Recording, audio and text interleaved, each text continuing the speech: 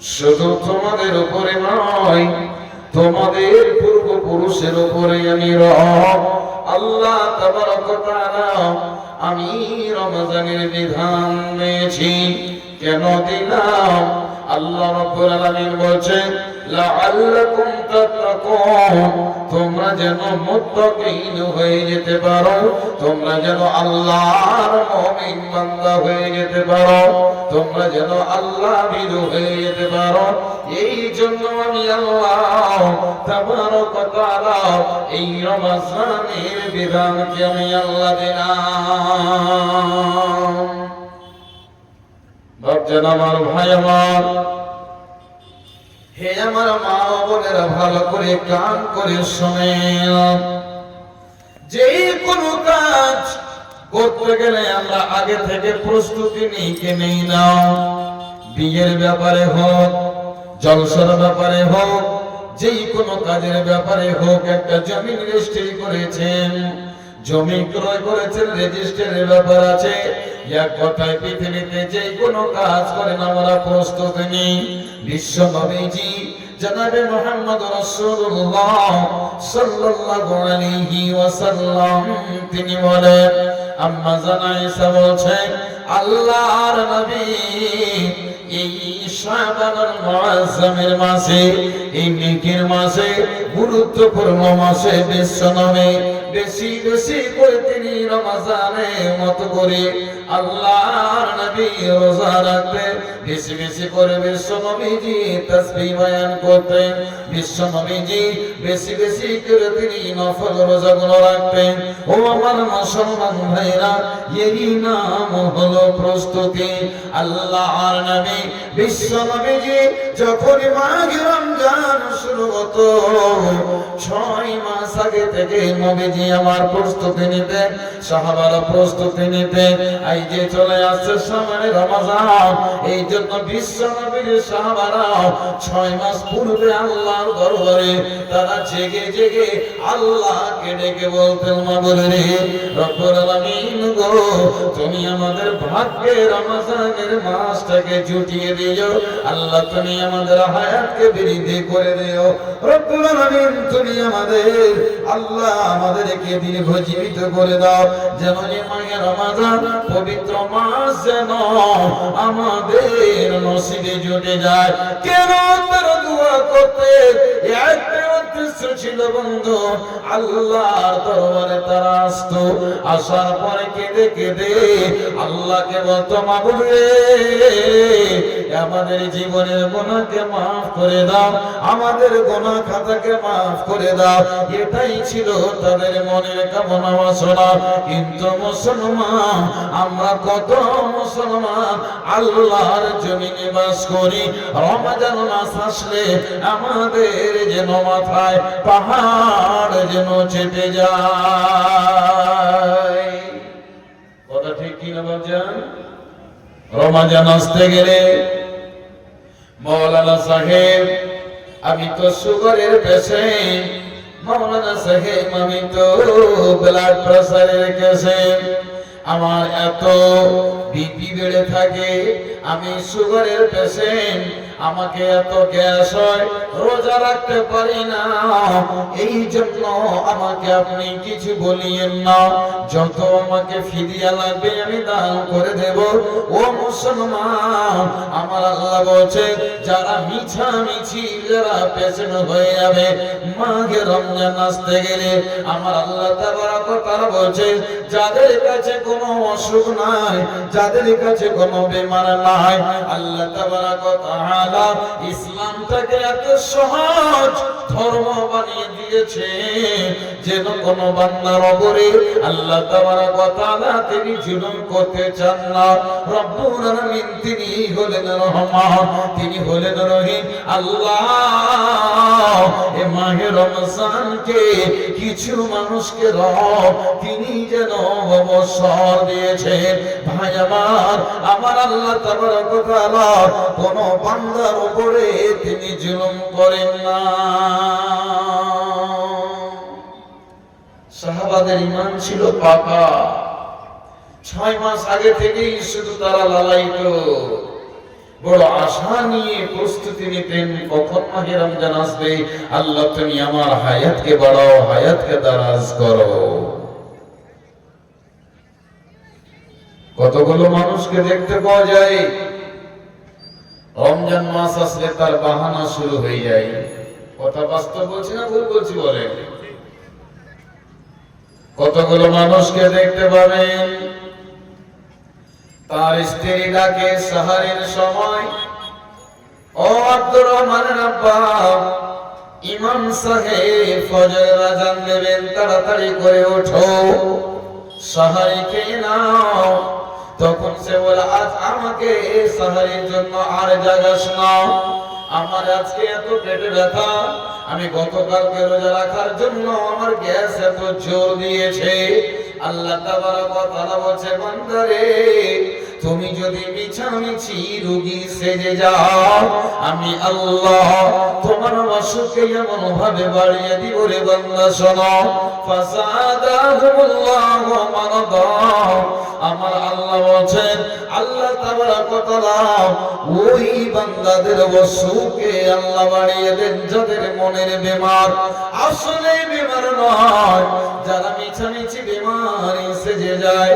আল্লাহ তাবারক ওয়া তাআলা বলছে, বান্দারে খবরদার তোমরা মিছামিছি অসুখ হইও না। তোমরা যদি মানুষকে ধোঁকা দেওয়ার চেষ্টা করো, তোমরা যদি সমাজের মণ্ডলকে সরদারকে ধোঁকা দাও, আল্লাহ বলছেন, হে আমার বান্দারা, ওয়াল্লাযীনা ইউখাদিউনাল্লাহ, যারা কি করে আল্লাহকে ধোঁকা দেয় আর যারা মুমিনকে ধোঁকা দেয়, আল্লাহ বলছেন, ওয়া মা ইয়াখদাউনা ইল্লা আনফুসাহুম ওয়া মা ইয়াশউরুন।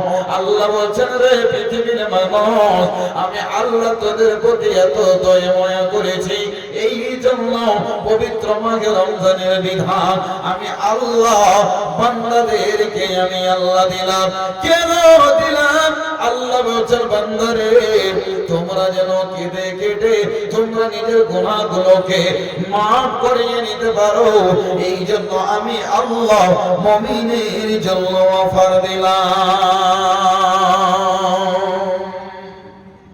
আল্লাহর কি দরকার ছিল ভাই?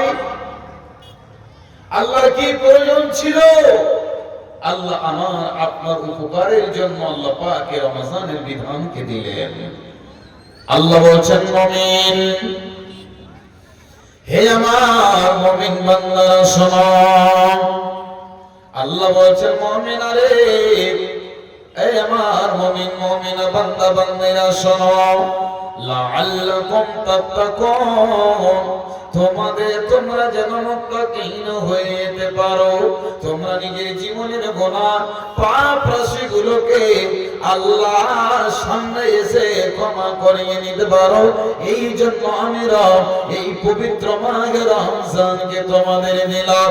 যখন শাবান মাস চলে আসতো, বিশ্ব নবীর সাহাবীরা এত খুশি, এত আনন্দ তিনারা হতেন, আল্লাহ সামনে চলে আসছে রমজানের মাস, ও মুসলমান। কিন্তু যখন আমাদের কাছে শাবান মাস ওঠে, চাঁদ ওঠে, যখন রমজানে গিয়ে আসে, কতগুলো মানুষকে দেখতে পাওয়া যায় যারা রোজা রাখবে না, তার জন্য তারা বিদেশে চলে যায়, কি যায় না, কেরালায় চলে যায়, পাঞ্জাবে চলে যায়, দিল্লিতে চলে যায়।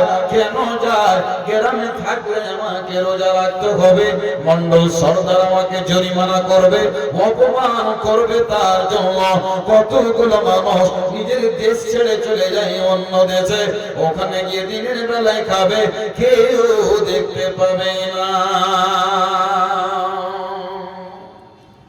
সারা বছর গেল না, রমজান মাস আসছে, তখন বাহানা, মৌলভী সাহেব রমজান মাসের সাইডে খুব কাজ চলে, খুব ইনকাম হয়, যাই কোন রকম দুইখানা মাস কাটিয়ে আসে। মানুষ একটা কথা বলে, রোজা করা যেমন তেমন দুধ ফোটার আশা, বিদেশে যাওয়া নয়, রোজাটিকে জবাই করা। এরকম পৃথিবীতে মানুষ আছে না নাই ভাই? বাপজান আমার, ভাই আমার,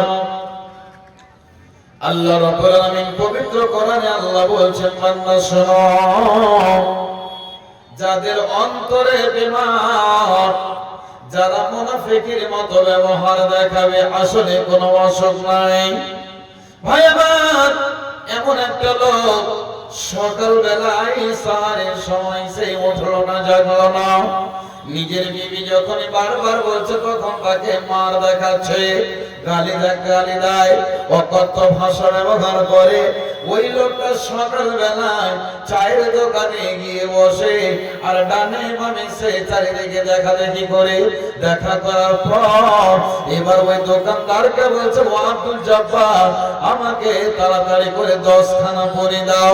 এক নয় দুই নয়, 10 খানা পুরি খেয়ে একটা চা খেয়ে ওমি নামে ক্যাপসুলটা বের করে দোকানদারের সামনে খেলো আর বলছে, ভাই রে দেখ, আমি গ্যাসের জন্য রোজা রাখতে পারি না। কয়টা পুরি খেলো? 10টা পুরি খেয়ে, 2টা চা খেয়ে, ওমি ক্যাপসুল খেয়ে সমাজকে দেখালো যে ভাই আমি এই যে এত আমি গ্যাসের রোগী, এই জন্য আমি রোজা রাখতে পারছি না। আল্লাহ বলছেন যারা আল্লাহকে ধোঁকা দেয়, মুমিনকে ধোঁকা দেওয়ার চেষ্টা করে, আল্লাহ বলছেন তোমরা আল্লাহকে ধোঁকা দিতে পারো না, মুমিনকে ধোঁকা দিতে পারো না। তোমরা নিজেই নিজের আত্মাকে তোমরা ধোঁকায় ফেলে রেখেছো, তোমরা সেটা বুঝতে পারো না। ওয়ামা ইয়াশউরুন, তোমরা বুঝতে পারো না, তুমি নিজের জীবনটাকেই ধোঁকায় ফেলে রেখেছো। ভাই আমার, আল্লাহ তাবারক ওয়া তাআলা বান্দাকে কত ভালোবাসেন, বান্দার প্রতি কত মায়া, বান্দার প্রতি আল্লাহর কত দয়া। আল্লাহ রাব্বুল আলামিন পবিত্র কোরআনে আল্লাহ বলছেন, বান্দারে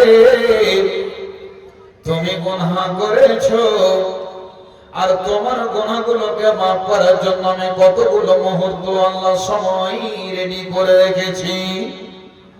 যেমন পবিত্র মাহে রমজানের প্রত্যেকটা সময় খুবই দামি, তার ভিতরে যখনই আল্লাহ পাকের নবী বলেন ইয়ানজিলু রাব্বানা, আল্লাহ তাবারক ওয়া তাআলা রাতের শেষ সময়ে আল্লাহ নিজে তিনি দুনিয়ার আকাশে চলে আসেন। বলুন সুবহানাল্লাহ।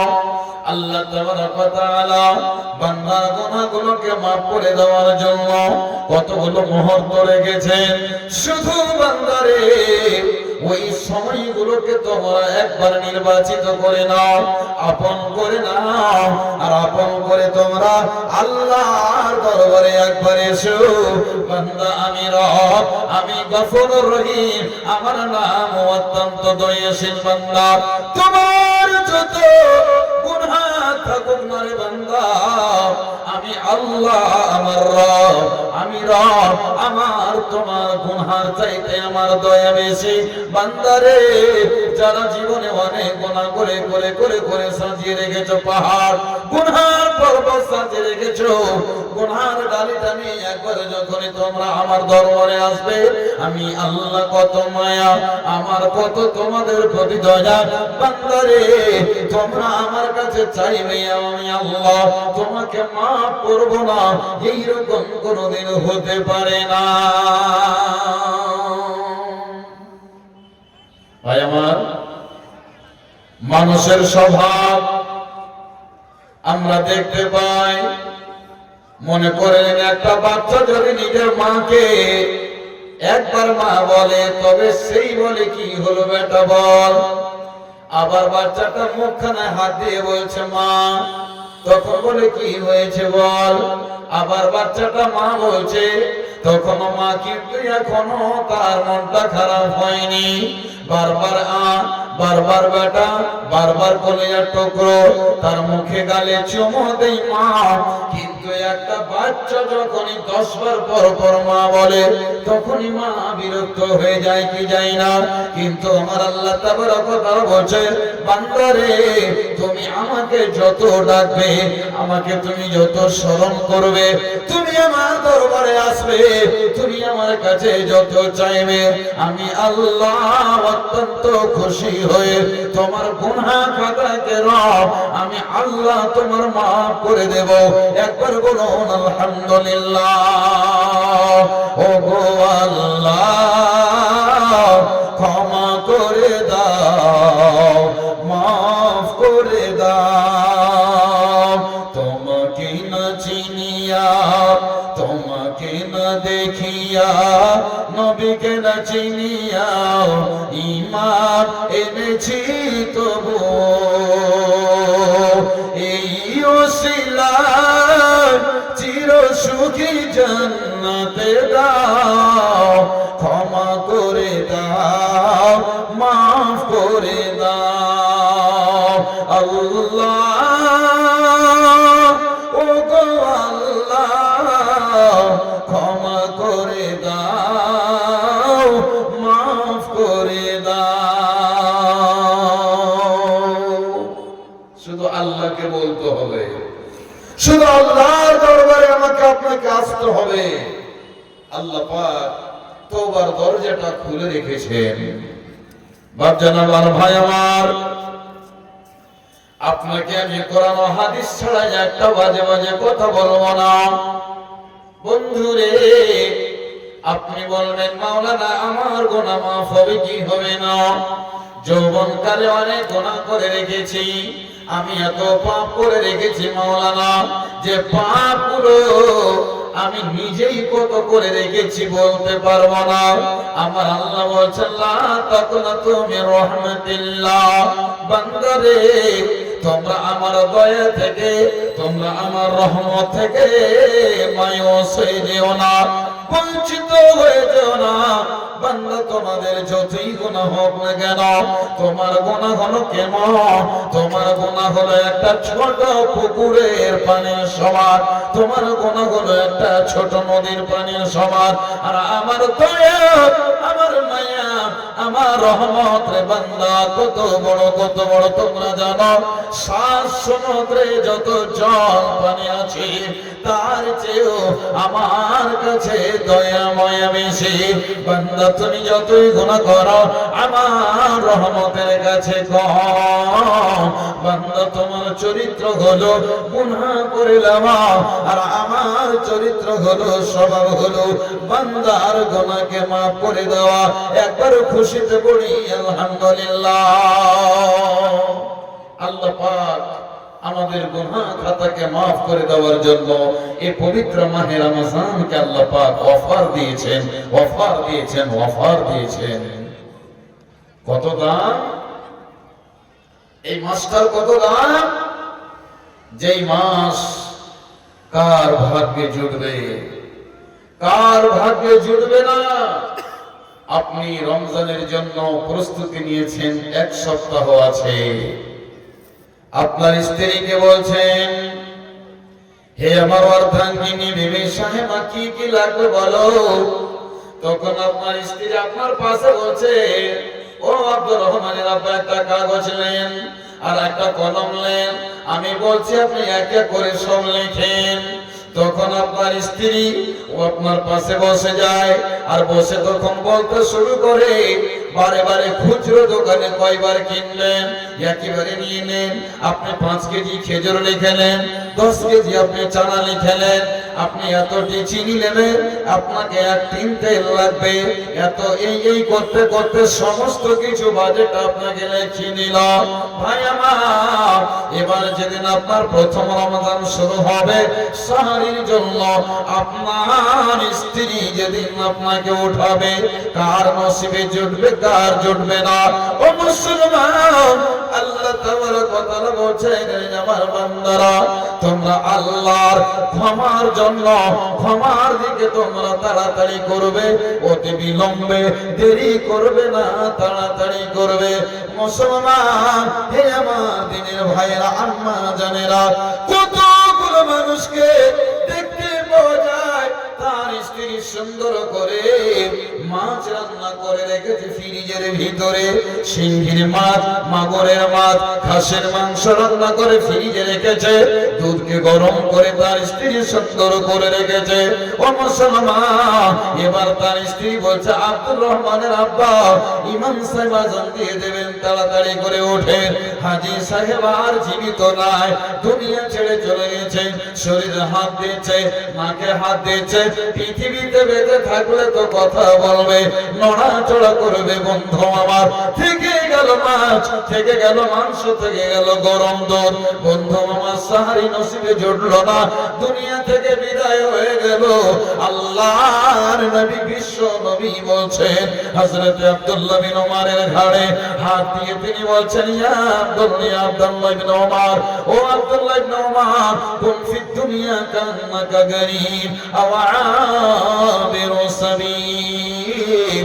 আব্দুল্লাহ বিন ওমর রে, এই দুনিয়াটা হলো গরীব, এই দুনিয়াটা হলো মুসাফিরখানা।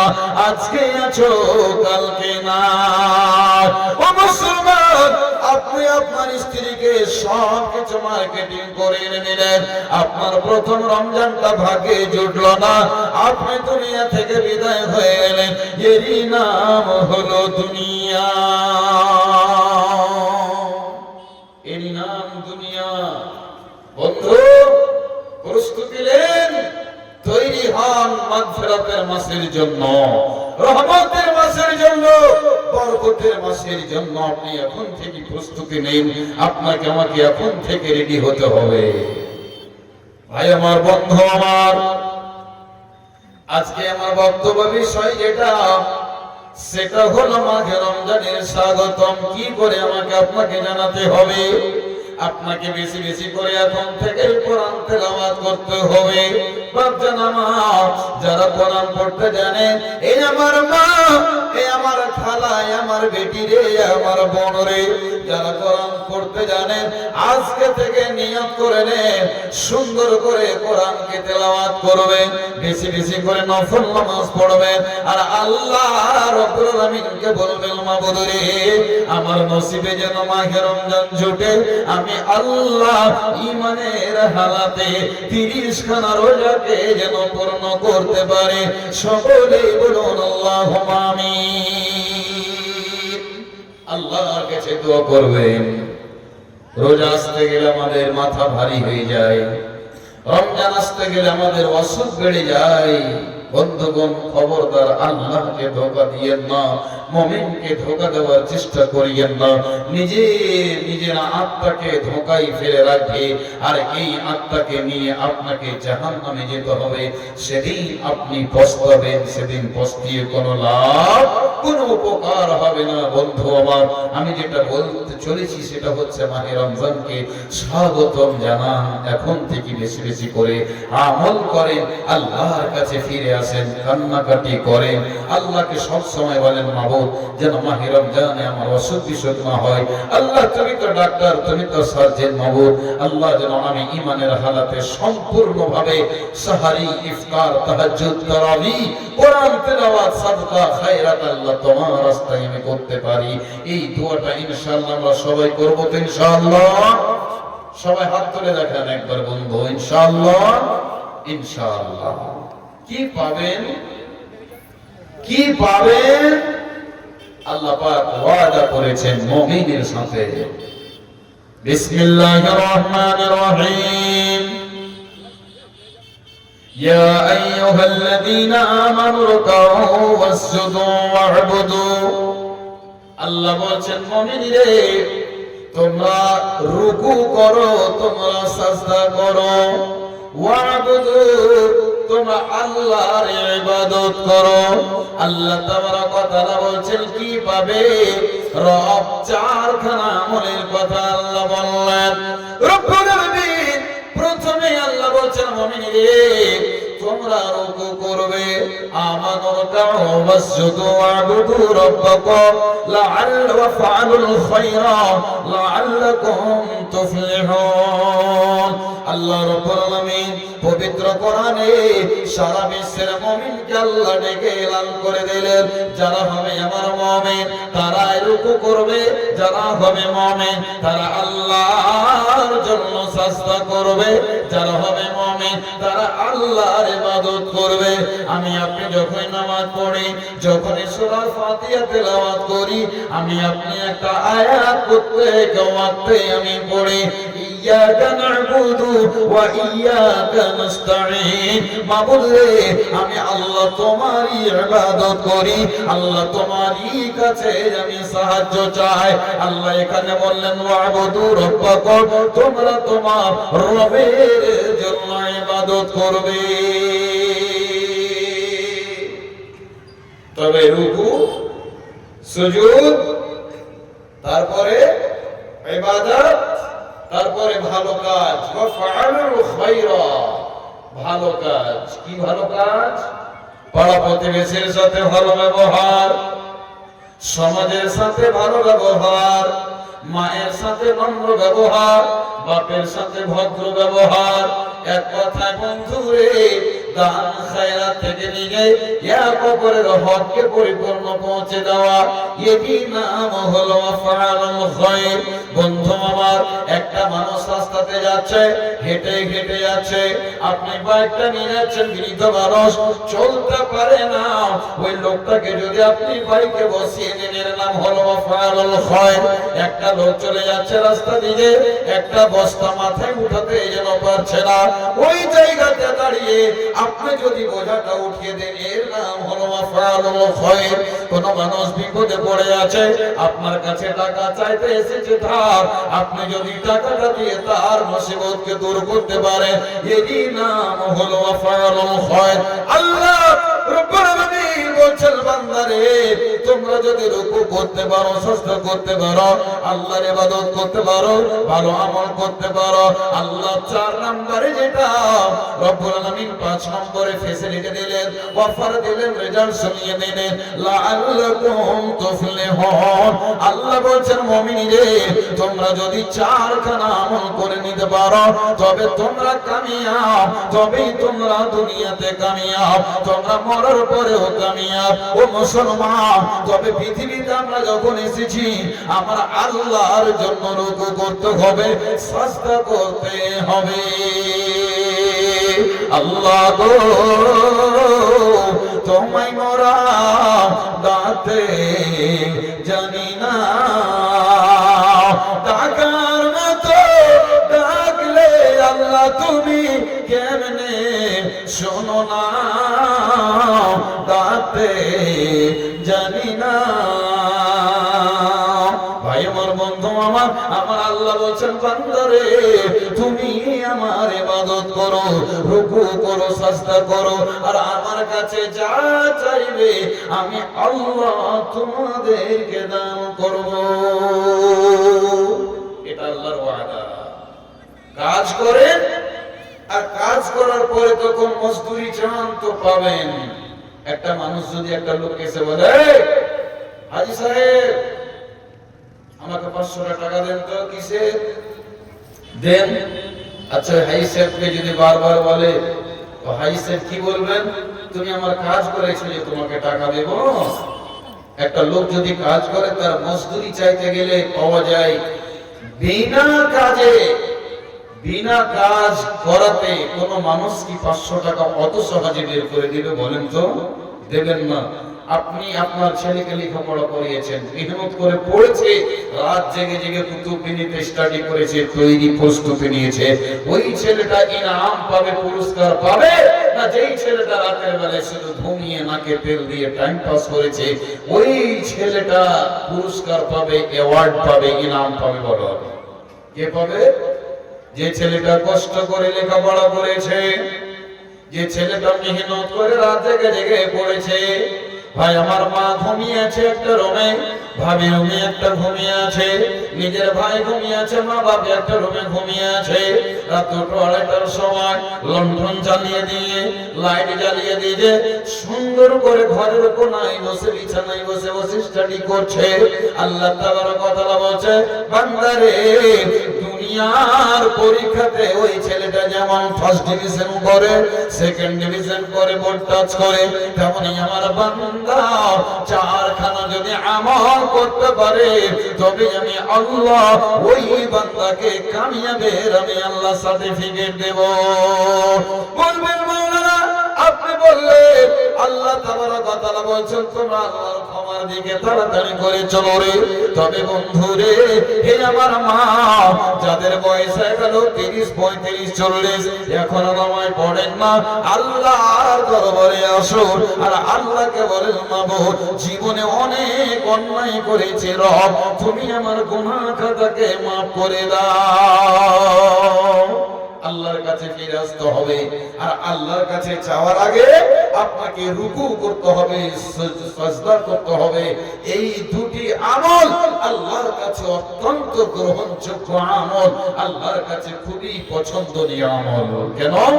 যারা আল্লাহর জন্য সাজদা করে, আল্লাহ পাক তাদের ব্যাপারে বলেছেন পবিত্র কোরআনুল কারীমে। কি বলেছেন? যারা আল্লাহর জন্য সাজদা করেন, সালাত কায়েম করেন, নামাজ পড়েন। মুসলমান নামাজ খুব ভারী। নামাজের পরিবর্তে যদি আমার আপনার মাথার উপরে কাঁধে যদি পাহাড় চাপিয়ে দিত, তবে মনে হয় যে নামাজের চাইতে পাহাড়টাই আমার জন্য হালকা হয়ে যেত। মুসলমান কেমন লাগে না বললেন, মুমিন তুমি রুকু করো, তুমি সাজদা করো, তুমি ইবাদত করো তোমার রবে, এবং ভালো আমল করো, সৎ আমল করো। যেই চারটি আমল করতে গেলে তুমি কামিয়াবের সার্টিফিকেট পেয়ে যাবে। সাজদার কথা কেন বললেন? আল্লাহ তাবারক ওয়া তাআলা যেদিন কিয়ামত অনুষ্ঠিত হবে, যেদিন কিয়ামত হবে, সেদিন আল্লাহ এক ধরনের, এক শ্রেণীর মানুষকে আল্লাহ ডাকবেন, আব্দুর রহমান, আব্দুল মুকিম, শোনো শোনো শোনো, এই আমার বান্দা, তুমি আমার এখানে এসে যাও। যখনই বান্দাটাকে ডাকা হবে, আল্লাহ তাবারক ওয়া তাআলা বলবেন, ওয়ায়ুদউনা ইলা সুজুদি ওয়া হুম সালিমুন। ওই বান্দাকে ডাকা হবে, আল্লাহ বলবেন, আনন্দপুরের বান্দারা, যারা বিশাল বড় করে জালসা দিয়েছিলে, মাহে রমজান চলে গিয়েছিল, রোজা যারা রাখনি, যারা নামাজ পড়নি, এসো। আল্লাহ ওই বেনামাজিগুলোকে ডাকবে, আর ডাকার পরে আল্লাহ বলবেন, বান্দা তুমি আমার সামনে একটা সাজদা করে দাও। সাজদা করার জন্য আল্লাহ ডাকবে। যারা আল্লাহর জন্য সাজদা করেছে, তারা তো আল্লাহর সামনে সহজে সাজদা করে দেবে। আর যারা নামাজ পড়ে নাই, নামাজকে যারা ভারী বোঝা মনে করেছিল, কিয়ামতের মাঠে ওই লোকগুলি কোটি কোটি মানুষের সামনে সাজদা করতে পারবে না। কেমন হয় বন্ধুরে, সাজদা করতে যাবে, এমন ভাবে সাজদা করতে যাবে যেমন একটা ধন্য একটা বাঁশকে যেমন মোচড় দিতে গেলে আর যেন বাঁকা হয় না, আল্লাহর সামনে ওই ধন্যকের মতো হয়ে দাঁড়িয়ে থেকে যাবে, সাজদা করতে পারবে না, পারবে না, পারবে না। আল্লাহ তাবারক ওয়া তাআলাকে জিজ্ঞাসা করবে, মাবুদ রে এরা কারা? আল্লাহ বলবেন, এরা ওই ব্যক্তি যারা আমার জন্য সাজদা করেনি।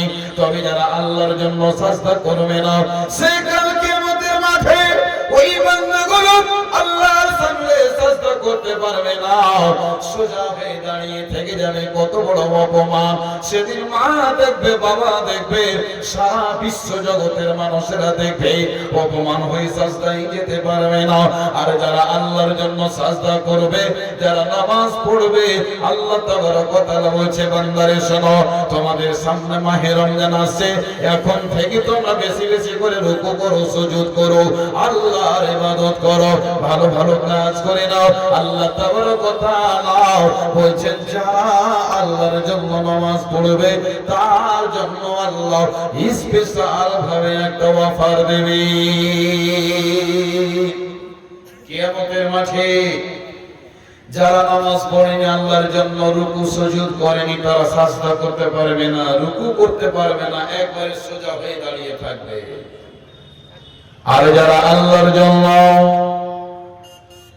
এই রমজান মাস নয়, জানুয়ারি মাস চলে গেল, কন করে থরথরে ঠান্ডায় উযু করে আল্লাহ দরবারে গিয়ে যখন নামাজে দাঁড় হয়, আর দাঁড়া হওয়ার পরে যখন বলো আল্লাহুম্মা বা'id বাইনি ওয়া বাইনা খাতায়ায়া কামা বা'adta বাইনাল মাশরিকি ওয়াল মাগরিবি, মাবুদ রে তুমি আমার পাপগুলোকে যত দূর পশ্চিম আর যত দূর পূর্ব, যেখানে সূর্য ওঠে যেখানে ডুবে যায়, আল্লাহ তুমি আমার গুনাহকে এত দূরত্বে করে দাও আমার কাছ থেকে। ওই বান্দাগুলো যারা আল্লাহর জন্য সাজদা করে রে মা, হে আমার বেটি রে, খালা রে, হে আমার নওজওয়ান ভাইরা, যারা আল্লাহর জন্য নামাজ পড়ে, আল্লাহ তাবারক ওয়া তাআলা বলেন সীমাহুম ফি উজুহিহিম মিন আসারিস সুজুদ, কাল কিয়ামতের মাঠে ওই লোকগুলো যারা আল্লাহর ভয়ে নামাজ পড়েছে তাদের সাজদার জায়গাগুলো যেন ঝকঝক করবে, ঝকঝক করে যেন জ্বলতে থাকবে। বন্ধু আমার, আম্মা জান আয়েশা বলেছেন ইয়া রাসূলুল্লাহ, কাল কিয়ামতের মাঠে কোটি কোটি মানুষ হবে, অগণন মানুষ হবে, আপনার উম্মতকে কেমন করে আপনি চিনবেন? প্রশ্নটা কত জটিল। আম্মা জান আয়েশা বলেছেন আল্লাহর নবী, আপনি কিয়ামতের মাঠে আপনার উম্মতগুলোকে কেমন করে চিনবেন বলেন তো? বিশ্ব নবীজি বললেন আয়েশা, আয়েশা, একটা পাল, মনে করে না একটা উটের পাল বা ঘোড়ার পাল বা বকরি ছাগলের পাল, সেই পালে যদি চিৎকাবরা জানোয়ার থাকে দু চারটার, বাকি একই কালারের, তো চিনতে অসুবিধা হবে। চিৎকাবরা যদি হয় সাদা কালো হয়, চিনতে কোনো অসুবিধা হবে। আম্মা জান আয়েশা বলছেন আল্লাহর নবী কোনো অসুবিধা হবে না। রাসূল বললেন কিয়ামতের মাঠে যারা আল্লাহর জন্য নামাজ পড়েছে, যারা সুজুদ করেছে, যারা রুকু করেছে, তাদের আযাগুলো, হাতের অঙ্গগুলো যেন টিউবলাইটের মতো ঝকঝক করে জ্বলবে। একবার বলুন সুবহানাল্লাহ। তবে যারা নামাজ পড়েছে তার জন্য একটা ফ্যাসিলিটি, যারা নামাজ পড়েনি তাদের জন্য দুর্ভাগ্যের বিষয় হবে সেই দিন। চলেন আমার বক্তব্য দিকে এগিয়ে যায়। আল্লাহ তাবারক ওয়া তাআলা বলেছেন বিসমিল্লাহির রহমানির রহিম ওয়াসারিউ ইলা মাগফিরাতিন মির রাব্বিকুম ওয়া জান্নাতিন আরদুহাস সামাওয়াতু ওয়াল আরদ উইদ্দাত লিল মুত্তাকিন। আবার আল্লাহ এখানে মুত্তাকিনের ব্যাপারে বলছেন, যে সমস্ত বান্দারা গুনাহ করে পাহাড় সাজিয়ে রেখেছে রে বান্দা, আমি আল্লাহ তোমাকে কত ভালোবাসি যে আমি রব তোমাদেরকে মাহে রমজানের রোজার বিধান দিলাম। 11 মাস যা তোমাদের ত্রুটি হয়েছে, তোমাদের গুনাহ হয়েছে, এসো বান্দা আমার কাছে কাঁদো, আমার কাছে ক্ষমা চাও, আমি আল্লাহ তোমাদের গুনাহগুলোকে মাফ করে দেব। মাবুদ আল্লাহ বলছেন বান্দা আমি তোমার গুনাহকে মাফ না করে থাকতে পারি না, এই জন্য আমি আল্লাহ এই মাহে রমজানকে দিলাম। কত দামি মাস, কত দামি মুহূর্ত। হাদিসে কুদসির ভিতরে এসেছে, আল্লাহর নবী বলেন, স্বয়ং আল্লাহ তাআলা বলছেন আস-সাওমু লি ওয়া আনা আজজি বিহি, রোজার ইবাদত, রমজানের আমল, রমজানে ইবাদত করবে আমার বান্দা, সেই রোজাটা হচ্ছে আমার জন্য, এবং আমি আমার বান্দাকে নিজের হাতে তার উত্তম প্রতিদান দান করবো। একবার বলুন আল্লাহু আকবার। কত পরিমাণে নেকি পাবেন? একটা উদাহরণ নেই, যে কোনো স্কিম গ্রামে আসে সরকার দেই, সে রাজ্য সরকার হোক বা কেন্দ্র সরকার হোক, একটা ব্যারিকেড হোক বা রাস্তা হোক বা যে কোনো কাজ হোক, দেখবেন সমাজে দেখতে পাওয়া যায় একটা গ্রামে কিছু লোক থাকে যারা দালালি করা। যেমন যদি মমতা ব্যানার্জি ঘর দিচ্ছে, আগে ওই লোকটার কাছে 20,000 টাকা নেওয়া হবে, ওই 20,000 টাকা নিয়ে ওই মেম্বারের যারা চামচাগিরি করে সব সময় ডানে বামে ঘোরাফেরা করে, তাদেরকে কিছু দিতে হয়। মেম্বার খাবে, প্রধান খাবে, এমএলএ খাবে, এমপি খাবে, এই করতে করতে করতে করতে বন্ধু আমার সমস্ত জিনিসটা যেন শেষ হয়ে যায়। শেষের বেলায় ছিলকা গরম আঠিগুলো পাওয়া যায়। তেমনি আমার আল্লাহ বলছে, বান্দারে যখনই রমজান মাস শুরু হয়ে যায়, 11 মাস আমার আল্লাহ ফেরেশতাকে দিয়ে তিনি নেকি ও গুনার আমলগুলোকে লিখে নেন। ও আমার ফেরেশতারা, তোমরা আমার বান্দার নেকি লেখো, গুনাহ লেখো।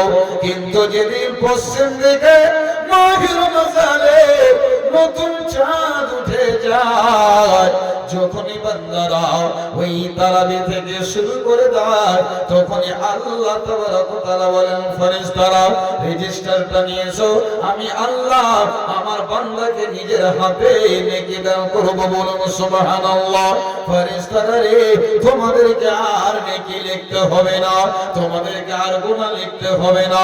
তবে আল্লাহ কত দিবেন, কত দেবেন আপনাদের মনে করে নেন। এই যদি মমতা ব্যানার্জি কোনো একটা স্কিম যদি আপনার গ্রামে স্বয়ং নিজে দেয়, আর ওই স্কিমটা যদি এমএলএর মাধ্যমে, এমপির মাধ্যমে, মেম্বারের মাধ্যমে, প্রধানের মাধ্যমে যদি দেয়, তবে তার দেওয়া এবং একটা মেম্বারের মাধ্যমে দেওয়াকে কোনোদিন সম্ভব হবে? আল্লাহ পাক বলছেন, বান্দারে শোনো, আমার ফেরেশতারা তোমাদেরকে মেপে মেপে মেপে মেপে নেকি দেয়, মেপে মেপে তোমাদের গুনাহ লেখে।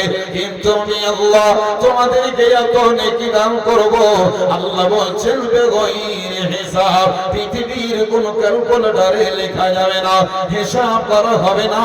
বান্দা তুমি যদি আমার ইবাদত করো, আমার জন্য যদি তুমি সাজদা করো, তুমি যদি আমার জন্য রুকু করো, ভালো আমল করে লাও রে বান্দা, তুমি শুনে নাও, আমি আল্লাহ জীবনের বিগত সমস্ত গুনাহকে আমি মাহে রমজানের বদৌলতে আমি আল্লাহ তোমার গুনাহ খাতাকে মাফ করে দেব।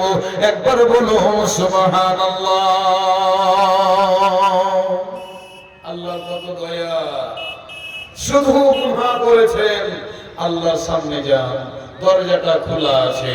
বিশ্ব নবীজি বলছেন, এই আমার উম্মতেরা শোনো, 11 মাস পাপ করে শোনা, 11 মাস পাপ করে করে পাহাড় সাজিয়ে রেখেছো। মৌলভী সাহেব, জীবনে অনেক পাপ করেছি, মাফ হবে জি, গুনাহ খাতা মাফ পাবো? আল্লাহ বলছেন, না রে বান্দা, অবশ্যই তোরা মাফ পাবি। আমি তো রহমান, আমি তো ক্ষমাশীল, আমার কাছে 99 খানা রহমতের ভান্ডার রেখেছি। একবার বলুন আলহামদুলিল্লাহ। কত দয়া গো, কত দয়া আল্লাহ। একটা দয়ার কারণে, একটি মাত্র দয়া, এই একটি মাত্র দয়াতে মানুষকে এত কাছে করে নিয়েছে।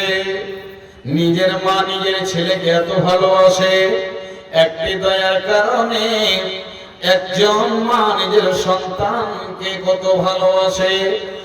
একটি রহমতের কারণে নিজের মা নিজের বাচ্চাকে শুকনো জায়গাতে শোয়ায়, মা পেশাবে ভিজা জায়গাতে শুয়ে থাকে। কথাটা বাস্তব কিনা বলেন? একটা চিলকে দেখবেন, কাকে দেখবেন, যখন মুরগির বাচ্চাকে ছবল মেরে উঠাতে আসে, ওই মা একটা প্রাণী, একটা মাখলুক, একটা জীব, ওই মুরগিটা নিজের বাচ্চাকে বাঁচাবার জন্য তার পিছনেও যেন ছুটে পড়ে, যেন উড়ে উড়ে চলে যায়। সেইভাবে আমার জান চলে যাও, পারোয়া করি না, কিন্তু আমার বাচ্চার উপরে যেন আঘাত না আসে। তবে একটা যদি মায়াতে, এত দয়াতে যদি এত মায়া হয়, তবে আমার আল্লাহ বলছে, পৃথিবীর মানুষ রে, তোমাদের স্বভাব হলো গুনাহ করা, আমার কাছে এসো, আর আমার কাছে এসে একবার রব্বানা বলে ডাকো। আমি আল্লাহ 99 খানা রহমতের দয়ার ভান্ডার নিয়ে বসে আছি। একবার ডাকতে গেলে আমি আল্লাহ তোমার গুনাহ খাতাকে মাফ করে দেব, আমি আল্লাহ তোমার পাপ রাশিকে মোচন করে দেব। একটা দয়াতে এত মায়া, 99 খানা দয়া রহমত আল্লাহ তিনি নিজের ভান্ডারে নিজের কাছে রেখেছেন। এটা ব্যবহার করবেন কোন দিন? কিয়ামতের মাঠে আল্লাহ পাক সেদিন ব্যবহার করবেন কাদের জন্য? যারা আল্লাহর জন্য রুকু করেছে, সাজদা করেছে, ভালো আমল করেছে এবং আল্লাহ রাব্বুল আলামিনকে খুশি করে নিজের জীবনকে কাটাতে পেরেছে। আল্লাহ পাক তাদের জন্য অফারটা রেখেছেন। আল্লাহর কত মায়া। একটা উদাহরণ দিচ্ছি, দিয়ে আমি আসল উদ্দেশ্য দিকে যাব। মনে করে নেন বাপজান আমার, মায়ের সাথে ছেলে ঝগড়া করেছে, বেলা 10টার সময় বড় অন্যায় করে নিজের মাকে মেরে দিয়েছে। এরকম সন্তান আছে কিনা? নিজের মাকে মারে, নিজের মাকে গালি দেয়। কিন্তু বন্ধু, পৃথিবীতে মা এমন একটা জাত, সমস্ত রাগকে তিনি খেয়ে নিতে পারেন, তার নাম হলো মা। নিজের ছেলে নিজের কলিজার টুকরো মাকে মেরেছে, অথচ মা সব ব্যথা বেদনা ভুলে গেছে। পাগলির মতো যেন খুঁজে বেড়াচ্ছে, একে ওকে জিজ্ঞাসা করছে। ওই সন্তান বাড়ি ছেড়ে পালিয়ে গেছে কেরালা, দিল্লিতে। 1 মাস গেল, 2 মাস গেল, 6 মাস গেল, সন্ধান পাওয়া গেল না। মা যেন বিছানায় ডুকরে ডুকরে কাঁদে, মা যেন ঘুমাতে পারে না, চোখের কোনা দিয়ে পানি ঝরে। হঠাৎ করে বন্ধুরে, ওই ছেলেটা 6 মাস পরে দরজার সামনে রাত 2টার সময় মা বলে যখনই ডাক দিয়েছে, মা চট করে ঘুম থেকে জেগে উঠে দেখছে আমার আব্দুল্লাহ দাঁড়িয়ে আছে গেটের সামনে। হায় রে মা, হায় রে দরদিনী মা। চট করে দরজা খুলে দিয়ে বুকে বুকে জড়িয়ে ধরে বলছে, বেটারে এতদিন কোথায় ছিলি বল? মুখখানা তোর শুকিয়ে আছে, কি খেয়েছিস, কোথা থেকে এলি? বলছে মা দিল্লি চলে গিয়েছিলাম। এবার মা কি করে? আদর করে পা হাত দিয়ে পানি দেয়, সুন্দর করে খানা খাইয়ে বাচ্চাটাকে ঘুমাতে দেয়। আমার আল্লাহ বলছে, বান্দা যেমন নিজের ছেলে মাকে কষ্ট দেয়, কিন্তু মা বেটাকে মাফ না করে থাকতে পারে না। বুকে জড়িয়ে ধরে গালে গালে চুমা খায়। আমি আল্লাহ রাব্বুল আলামিন আমার কাছে 99 খানা রহমত রেখেছি রে বান্দা। যখনই কোন বান্দা আমার কাছে রাতের বেলায় এসে 2 রাকাত নামাজ পড়ার পর হাত দুটি তুলে গভীর রাতে যখনই বলে রব্বানা, সকলে আমার সাথে বলেন রব্বানা যালামনা আনফুসানা ওয়া ইল্লাম তাগফির লানা ওয়া তারহামনা লানাকুনান্না মিনাল খাসিরিন। যখনই গুনাহগার বান্দা গুনার ডালিয়ে রাত 12টার সময় মারে, যৌবনকালে কত পাপ করেছে, ঘরের ভিতরে যেখানে আপনি নামাজ পড়েন মাসাল্লায় বসে আল্লাহকে বলে বান্দিরে, আল্লাহকে বলেন আল্লাহ রব্বুল আলামিন আমার গুনাহকে তুমি maaf করে দাও। জীবনে কত পাপ করেছি কেউ জানে না, তুমি ছাড়া আমার গুনাহের ব্যাপারে কেউ খবর রাখে না। মাবুদ আমি এখন তোমার কাছে তওবা করার জন্য আসলাম। আমার বিবিও জানে না, মা জানে না, বাপ জানে না, সবাই আপন আপন ঘরে তারা ঘুমিয়ে আছে। মাবুদ তুমি যদি maaf না করে দাও, ওয়া ইল্লাম তাগফির লানা, আল্লাহ তুমি যদি আমার গুনাহকে maaf না করো মাবুদ, আমি আর কার কাছে যাব রে মাবুদ? মাবুদ রে, সারা পৃথিবী ঘুমিয়ে যেতে পারে, আল্লাহ তোমাকে নিদ্রাও আসে না, তন্দ্রাও আসে না।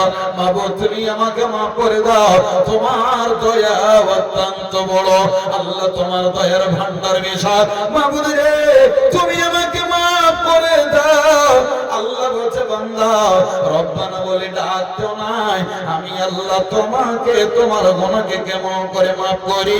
একটা হারিয়ে যাওয়া সন্তানকে মা যেমন পেয়ে আনন্দ হয়, বুকে জড়িয়ে ধরে গালে গালে চুমো খায়, আমার আল্লাহ বলছে মুমিন রে আমি তোমাকে তার চাইতে বেশি ভালোবাসি, ভালোবাসি। একবার বলো সুবহানাল্লাহ। শুধুমাত্র আল্লাহর কাছে আমাকে আপনাকে এগিয়ে আসতে হবে, আমাকে আপনাকে শুধু আল্লাহর সামনে আসতে হবে। আল্লাহ তো তিনি রহমতের দরজা খুলে বসে আছে। আল্লাহ পাক রব্বুল আলামিন প্রত্যেকটা রাতে আল্লাহ পাক শেষের অংশে যখন রাতটা শেষ হতে যায়, তাহাজ্জুদের টাইম যেটা 2:30 থেকে 3টার সময়, ওই সময় আল্লাহ তিনি নিজে এসে তিনি ডাক দেন, মাইয়াদউনি কে আমাকে ডাকছে? আল্লাহ তিনি স্বয়ং বলছে, বান্দারে কে আমাকে ডাকে? আল্লাহ বলছেন কে আমাকে ডাকে, আমি তার ডাকে সাড়া দেব। সে সময় যদি আপনি থরথর করে কাঁপছেন, গভীর রজনীতে রাত 2:30 3টা সবাই ঘুমিয়ে আছে, আপনি মসজিদের এক কোনায় গিয়ে নামাজ পড়ে হাত তুলে আল্লাহর কাছে দোয়া করছেন, আল্লাহ বলছেন তোমার জীবনের সমস্ত গুনাহকে আমি আল্লাহ মাফ করে দিলাম। বলুন একবার আলহামদুলিল্লাহ। সামনে মাহে রমজান, প্রস্তুতি নেন রে ভাই, প্রস্তুতি নেন খাওয়া, প্রস্তুতি নেন মা।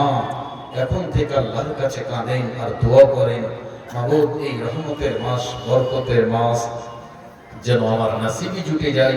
আল্লাহ রাব্বুল আলামিন নবী বলছেন, মান সামা ঈমানান ওয়া ইহতিসাবান গুফিরা লাহু মা তাকাদ্দামা মিন যামবি। যদি আল্লাহর দরবারে একটি রোজা কবুল হয়ে যায়, 30 খানা রাখছেন, একটা যদি রোজা কবুল হয়ে যায়, তবে আল্লাহ পাক আপনার জীবনের সমস্ত গুনাহকে maaf করে দেবে। তবে কোন তারিখের রোজাটা আল্লাহর কাছে কবুল হবে, 5 খানা রাত আপনি জানবেন কোন রাতটা আল্লাহর কাছে কবুল হবে, পৃথিবীর কোন মানুষ বলতে পারবে না।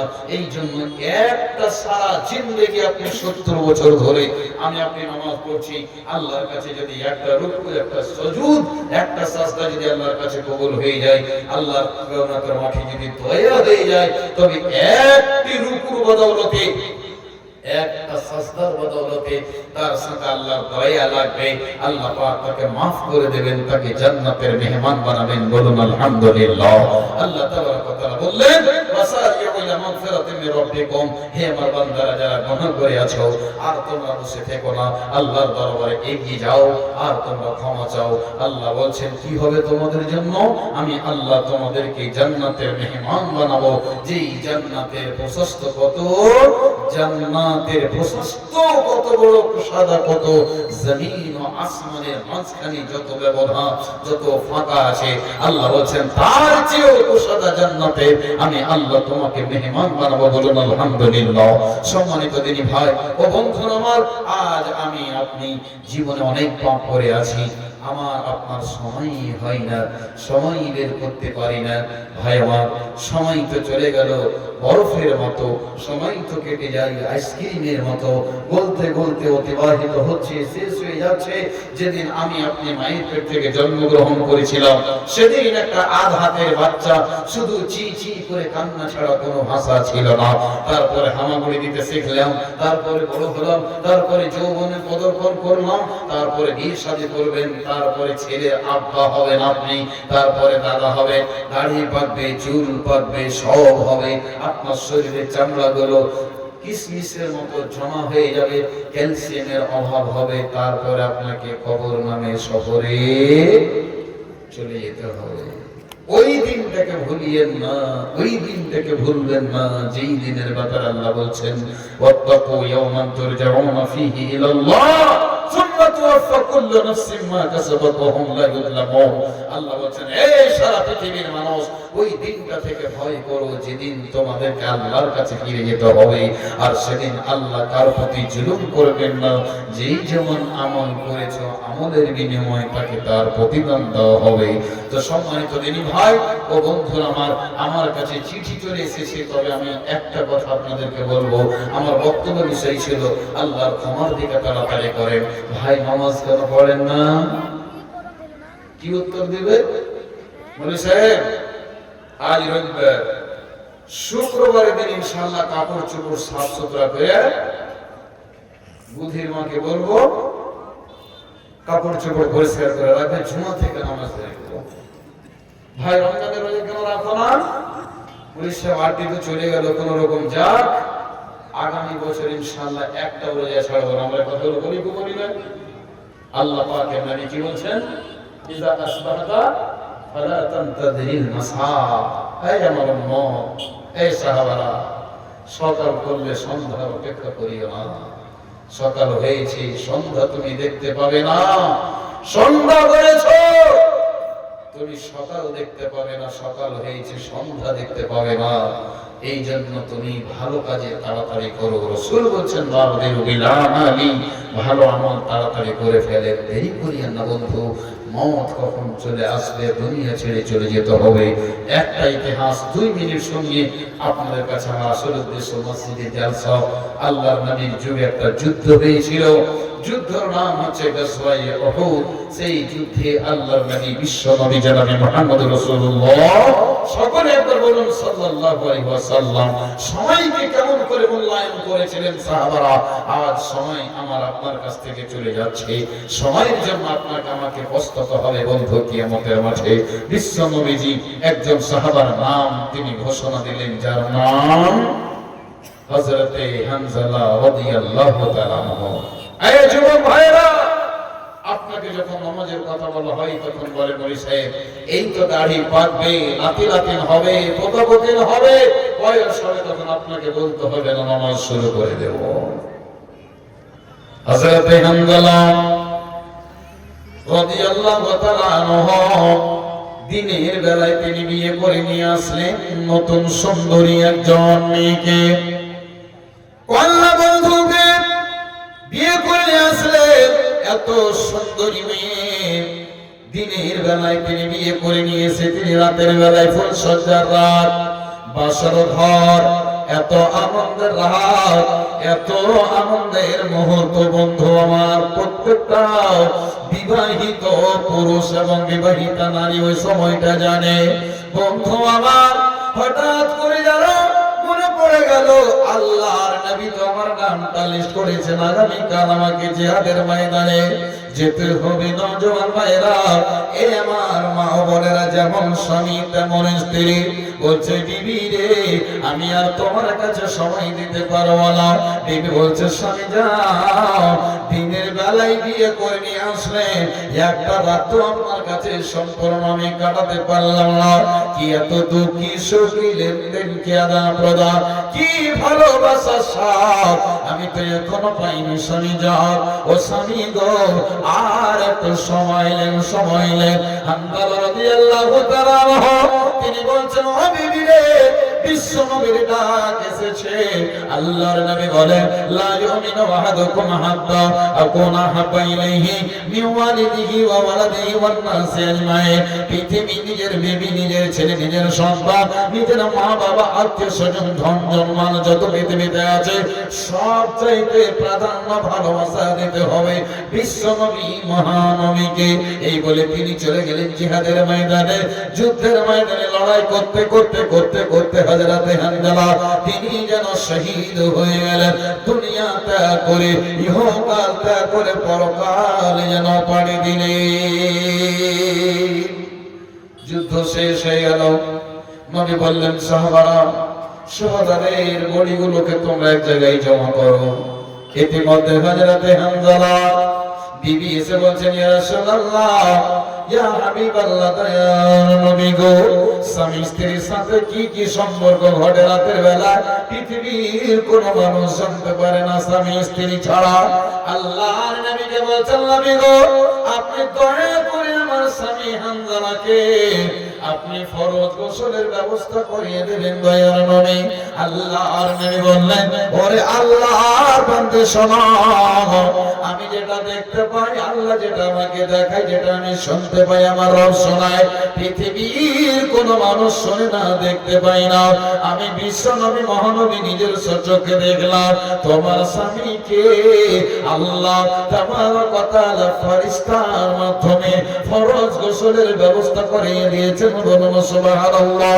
আল্লাহর নবীর সাহাবীরা তিনি বলছেন ইয়া রাসূলুল্লাহ, দয়ার নবী গো, আমার স্বামী আমাকে দিনের বেলায় বিয়ে করে নিয়ে আসলেন, রাতের বেলায় একে সঙ্গে ছিলাম, সংসারিক মধুর মিলন হয়েছে দয়ার নবী। আপনার ডাক যখনই এসেছে ফরজ গোসলের সময় লাগেনি, আল্লাহর নবী আমার স্বামীকে আপনি গোসলটা দিয়ে দেবেন।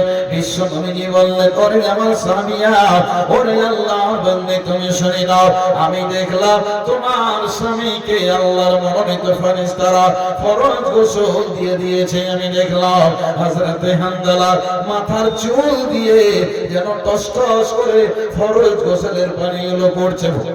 বলুন সুবহানাল্লাহ।